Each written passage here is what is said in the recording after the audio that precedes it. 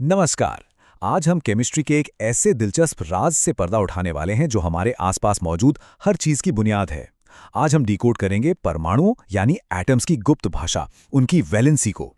ये एक ऐसा सफर है जो हमें बताएगा कि आखिर कैसे एटम्स आपस में जुड़कर इस पूरी दुनिया का निर्माण करते हैं, और वो कैसे तय करते हैं कि उन्हें किसके साथ जुड़ना है और किससे दूर रहना है। अब विज्ञान में सबसे बड़ा सवाल जो दिमाग में आता है वो ये है कि कभी सोचा है कि ये पूरा ब्रह्मांड, पानी, हवा या यहाँ तक कि हमारे शरीर की कोशिकाएं, ये सब बनाने के लिए एटम्स आपस में कैसे और क्यों जुड़ जाते हैं? ये कोई जादू नहीं है। इसके पीछे एक बहुत ही तार्किक और कमाल का नियम काम करता है, जिसे आज हम बहुत ही आसान भाषा में समझने वाले हैं। तो चलिए देखते हैं आज हम क्या-क्या कवर करने वाले हैं।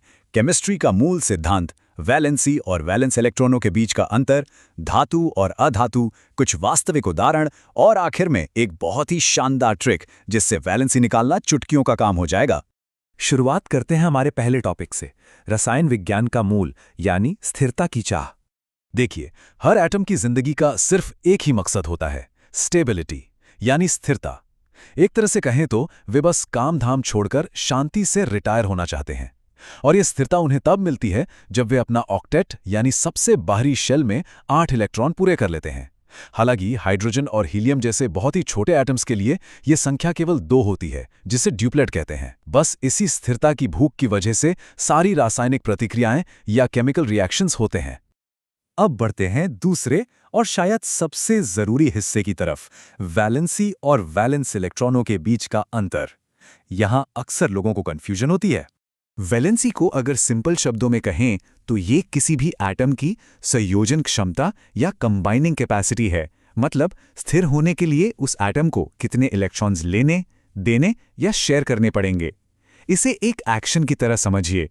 ये वो नंबर है जो बताता है कि एक एटम को अपने रिटायरमेंट वाले गोल तक पहुंचने के लिए कितनी मेहनत करनी होगी। लेकिन जब हम वैलेंस इलेक्ट्रॉन कहते हैं तो हम किसी क्षमता की नहीं, बल्कि असल भौतिक कणों की बात कर रहे होते हैं।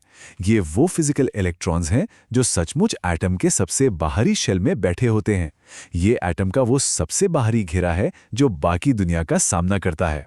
इन दोनों के बीच का फर्क बिल्कुल शीशे की तरह साफ होना चाहिए। वैलेंसी एक एक्शन या क्षमता है, जबकि वैलेंस इलेक्ट्रॉन वो फिजिकल पार्टिकल्स हैं जो असल में उस बाहरी शेल में मौजूद हैं। एक नियम है और दूसरा उस नियम का पालन करने वाले कण। ये अंतर समझ लिया तो समझो केमिस्ट्री का एक बहुत बड़ा रहस्य सुलझ गया। ये उदाहरण देखिए, इससे सब कितना साफ समझ आता है। यहाँ सोडियम के बाहरी शेल में मौजूद एक इलेक्ट्रॉन उड़कर सीधा क्लोरीन के पास जा रहा है। यहाँ बाहरी शेल के यही इलेक्ट्रॉन्स आपस में जुड़ने और लेन देन का सारा काम कर रहे हैं, ताकि दोनों एटम्स अपनी स्थिरता के जादुई लक्ष्य को हासिल कर सके। अब सवाल उठता है कि इन आखिरी इलेक्ट्रॉनों की इतनी अहमियत क्यों है? क्योंकि ये केमिस्ट्री के सोशल बटरफ्लाई हैं। अंदर के इलेक्ट्रॉन्स तो घर में आराम से सुरक्षित बैठे रहते हैं, उन्हें बाहरी दुनिया से कोई मतलब नहीं। सारा केमिकल बॉन्डिंग का काम और कोई तत्व कितना रिएक्टिव होगा, ये सब सिर्फ और सिर्फ यही बाहरी वैलेंस इलेक्ट्रॉन्स तय करते हैं।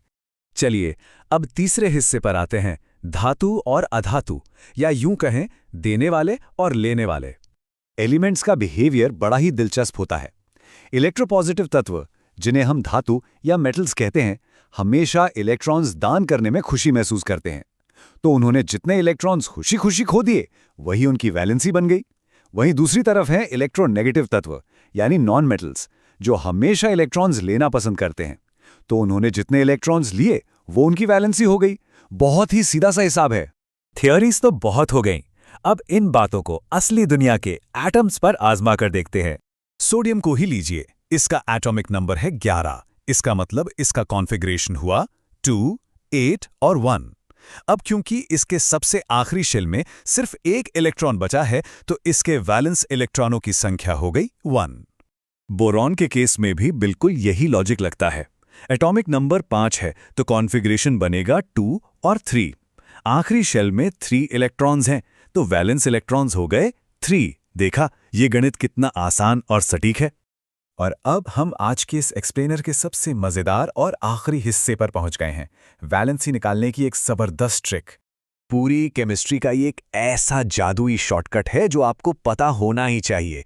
अगर बाहरी शेल में 1 2 या 3 इलेक्ट्रॉन हैं तो वैलेंसी भी वही सेम नंबर होगी। अगर 4 हैं तो वैलेंसी 4 है। लेकिन अगर संख्या 5, 6 या 7 है तो यहाँ एक ट्विस्ट आता है। यहाँ आपको 8 में से उस नंबर को घटाना होता है, और अगर पहले से ही 8 इलेक्ट्रॉन्स हैं तो वैलेंसी सीधे 0 हो जाती है। इस 8 से घटाने वाले रूल को थोड़ा ध्यान से समझते हैं, क्योंकि अक्सर लोग यहीं अटकते हैं। अगर किसी तत्व में 7 वैलेंस इलेक्ट्रॉन है तो वैलेंसी होगी 8 - 7 यानी 1। ऐसा क्यों? क्योंकि 7 इलेक्ट्रॉनों को बाहर निकालने में बहुत ज़्यादा एनर्जी खर्च होगी। इससे कहीं ज़्यादा आसान है कि एक इलेक्ट्रॉन बाहर से ले लिया जाए और अपना ऑक्टेट पूरा कर लिया जाए। और अब केमिस्ट्री की सबसे खास और जादुई संख्या सामने आती है, 0 यानी 0। जब किसी एटम के बाहरी शेल में पूरे 8 वैलेंस इलेक्ट्रॉन भरे होते हैं तो 8 - 8 हुआ 0। इसका सीधा सा मतलब है कि वो तत्व पूरी तरह से इनर्ट या अक्रिय हो चुका है। उसे ना तो कोई इलेक्ट्रॉन चाहिए और ना ही किसी को देना है। उसने आखिरकार परफेक्ट स्टेबिलिटी हासिल कर ली है, बिल्कुल नोबल गैसों की तरह। तो अब इस चर्चा को खत्म करने से पहले जरा इस बारे में सोचिए। अगर शुरुआत से ही हर एक एलिमेंट पूरी तरह से स्टेबल होता, उसकी वैलेंसी 0 होती, तो क्या होता? ना कोई केमिकल रिएक्शन होता, ना ये तारे बनते, ना कोई ग्रह होता, और ना ही जीवन का कोई वजूद होता। ये वैलेंसी और इलेक्ट्रॉन्स की अस्थिरता ही दरअसल हमारे इस पूरे ब्रह्मांड के निर्माण की सबसे बड़ी वजह है ना कमाल की बात? आज के इस एक्सप्लेनर में बस इतना ही। ऐसे ही नई चीजें सीखते और समझते रहिए।